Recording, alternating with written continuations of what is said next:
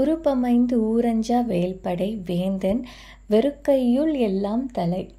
வணக்கம் நண்பர்களே, நான் உங்கள் தோழி சிவானிமூர்த்தி. இது அமிர்தம் ஆஃப் லைஃப்.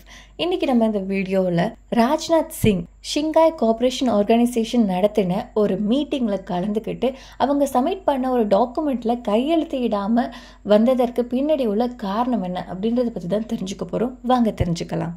போன மாதம், அதாவது ஜூன் 26, 2025 அன்னைக்கு ஷங்காய் கோஆப்ரேஷன் ஆர்கனைசேஷனில் ஒரு மீட்டிங் அரேஞ்ச் பண்ணுறாங்க. இந்த மீட்டிங் அப்போது நம்ம இந்தியாவுடைய டிஃபென்ஸ் மினிஸ்டரான ராஜ்நாத் சிங் அதில் பங்கேற்று இருக்காரு. ஸோ இந்த எஸ்சிஓனா என்ன அப்படின்றத ஃபர்ஸ்ட் நம்ம தெரிஞ்சுப்போம். 1991 USSR, அதாவது united states of Soviet Russia இருக்கு இல்லையா, அவங்க பிரேக் ஆனதுக்கு பிறகு 15 சுதந்திர நாடுகளா உருவானதுக்கு பிறகு பல நாடுகள், அதாவது ஆசியாவில் உள்ள பல நாடுகளுக்கு மதத்தினாலேயோ இல்லை பல இனங்கள்ல பல குழுக்களால, உதாரணத்திற்கு டெரரிஸ்ட் போன்ற தாக்குதலால எந்த பிரச்சனையும் வரக்கூடாது அப்படின்றதற்காக ஒரு பாதுகாப்புக்காக உருவாக்கப்பட்டது தான் ஷங்காய் கோஆப்ரேஷன் ஆர்கனைசேஷன்.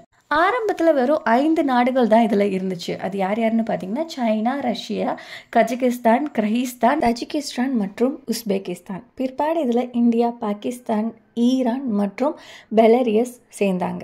இதை எப்போ எஸ்டாப்ளிஷ் பண்ணாங்க அப்படின்ட்டு பார்த்தீங்கன்னா, என்னதான் இதை 1996 இந்த 5 நாடுகள் கொண்டு நிறுவி இருந்தாலும் இதை சட்டப்பூர்வமாக அங்கீகரிச்சது ஜூன் 15, 2001. இந்த அமைப்பை ஷங்காயில நிறுவனதால இதற்கு ஷங்காய் கோஆப்ரேஷன் ஆர்கனைசேஷன் பெயர் வச்சிருக்காங்க.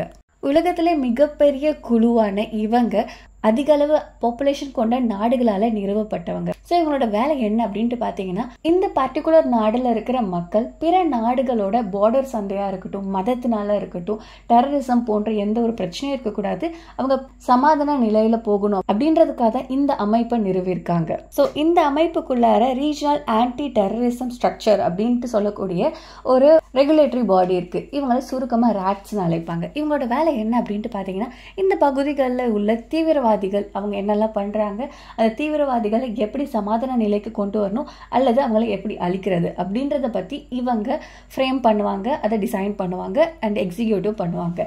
ஸோ இந்த நிலையில இவங்க இப்போ ரெடி பண்ணியிருக்க ஒரு டாக்குமெண்ட்ல பஹல்காம் தீவிரவாத தாக்குதல் நம்ம எல்லாருக்குமே தெரியும். இதை தீவிரவாதிகள் தான் பண்ணாங்க. காஷ்மீர் இந்தியாவில் நடந்த இந்த தாக்குதல்ல பல சாமானிய மக்கள் உயிரை விட்டாங்க அப்படின்ட்டு.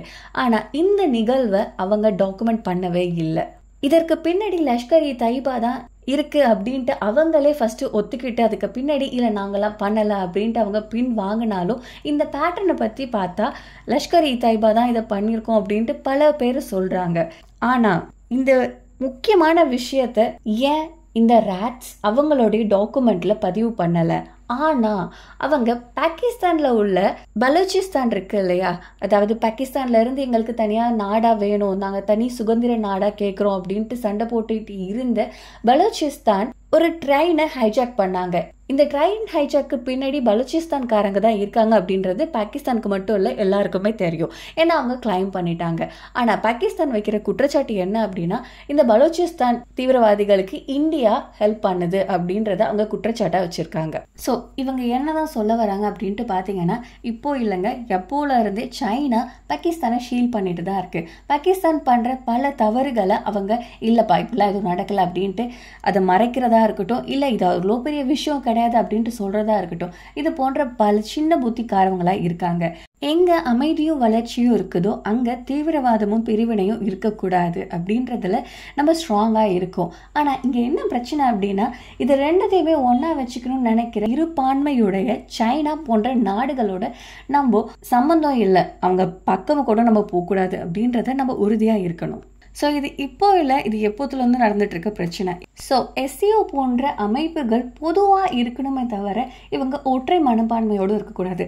அதையும் தாண்டி டெரரிசமை கிரிட்டிசைஸ் பண்ணுறதுல இவங்க தயக்கமே காட்டக்கூடாது. ஏன்னா இவங்களுடைய நோக்கமே என்ன, டெரரிசம் இருக்கக்கூடாதுன்னு தானே. அப்படி இருக்கும்போது டெரரிசம் ஒரு இடத்துல நடக்கும்போது அதை பற்றி பேசாமல் நீங்கள் இன்னொரு நாட்டில் நடக்கிறத மட்டும் பேசுறது எந்த விதத்தில் கரெக்டாக இருக்குது? இது இப்போ இல்லை, இது எப்போதுலேருந்து நடந்துட்டு தான் இருக்குது. எப்போ அப்படின்ட்டு பார்த்தீங்கன்னா, ரஷ்யாவுக்கும் உக்ரைனுக்கும் நடக்கிற வாராக இருக்கட்டும், அதில் ரஷ்யா இதை டாமினேட் பண்ணுது அப்படின்றது எல்லாருக்கும் தெரிஞ்சதுனால அதை பற்றி நம்ம யாரும் பேச போகிறது கிடையாது, பேசுறதும் கிடையாது. அது மட்டும் இல்லை, சைனா இருக்கு இல்லையா, கடந்த 2022 பல தாக்குதல்களுக்கு சைனா பாகிஸ்தானுக்கு துணை போயிட்டு இருக்குது அப்படின்றத நிறைய இடத்துல நிரூபிச்சாச்சு. இப்போ நடந்து முடிஞ்ச ஆபரேஷன் சிந்தூர்ல நம்ம இந்தியாவில் கிடைச்ச பல மெஷினரிஸ், பல மிசைல்ஸோடைய பாகங்களை ஆராய்ச்சி பண்ணதுல அதெல்லாமே சைனாவோடது அப்படின்றது தெரிய வந்திருக்கு. ஸோ இப்போ பஹல்காம் தீவிரவாத தாக்குதலை பற்றி எல்லாருக்குமே தெரிஞ்சிருக்கும். அந்த தீவிரவாத தாக்குதலுக்கு எதிர்வினையாக கொடுக்கணுன்றதுக்காக தான் ஆப்ரேஷன் சிந்தூர் நடத்தப்பட்டது. இந்த ஆப்ரேஷன் சிந்தூர் போது நம்ம வெறும் எங்கெங்கெல்லாம் தீவிரவாதிகள் இருக்காங்களோ அவங்களோட அமைப்பு எங்கெங்கெல்லாம் செயல்பட்டுருக்கோ அங்கே மட்டும்தான் தாக்குதல் நடத்தணும். ஆனால் பாகிஸ்தான் கவர்மெண்ட் என்ன பண்ணுச்சு, அவங்களோட மிலிட்ரி ஃபோர்ஸை வச்சு நம்ம இந்தியாவில் உள்ள சிவிலியன்ஸ் மற்றும் எங்கெங்கெல்லாம் ராணுவ தளங்கள் இருக்குதோ அங்கே எல்லாத்தையும் அவங்க மிசைல்ஸ் அனுப்புனாங்க. எப்படியோ அதில் எல்லாத்தையும் தகர்த்து எறிஞ்சாச்சு. இருந்தாலும் இதற்கு உதவி பண்ணது சைனா. அவங்களை எப்படி நம்ம சும்மா விட முடியும்? ஸோ இப்போ ராஜ்நாத் சிங் இந்த டாக்குமெண்ட்ல கையெழுத்து இடாததால இந்த வருஷத்துக்கான அந்த ஸ்டேட்மெண்ட் ஜாயிண்டாக வெளியாக போகிறது கிடையாது. மோஸ்ட் அது வெளியாகுமா என்னன்னு தெரியல, பொறுத்திருந்து பார்ப்போம். நான் உங்கள் தோழி சிவானி மூர்த்தி. இது அமிர்தம் ஆஃப் லைஃப். நன்றி, வணக்கம், வாழ்க வளமுடன், ஜெயஹிந்த்.